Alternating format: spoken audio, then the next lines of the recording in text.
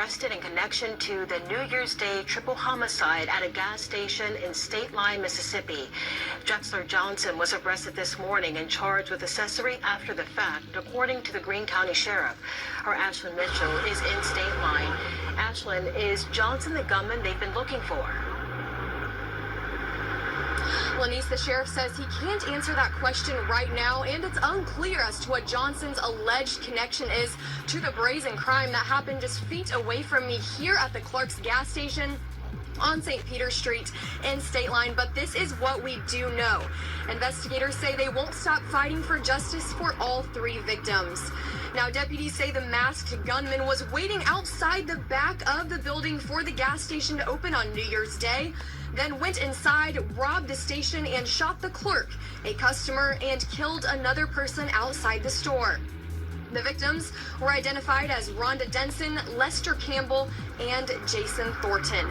The sheriff's office says they recovered a stolen vehicle 4 miles down the road off Highway 42, but the suspect was nowhere in sight. Now, on our way to State Line earlier today, we noticed a large law enforcement presence at the intersection of Highway 57 and the Highway 45 shortcut. We saw several deputies briefly stopping every car as they passed through that area, which was about a mile from the Clark's gas station where we are now. Now, deputies wouldn't say if this is connected to the ongoing investigation. Rewards for information have leading to the suspect's arrest have climbed to $100,000 provided by several groups in this area. Now, after spending some time out here today, it's a tragedy that's rocked the tight-knit community of Greene County. People we spoke to earlier say while they are glad there has been an arrest, they won't be able to rest easy until they know the person who pulled the trigger is behind bars.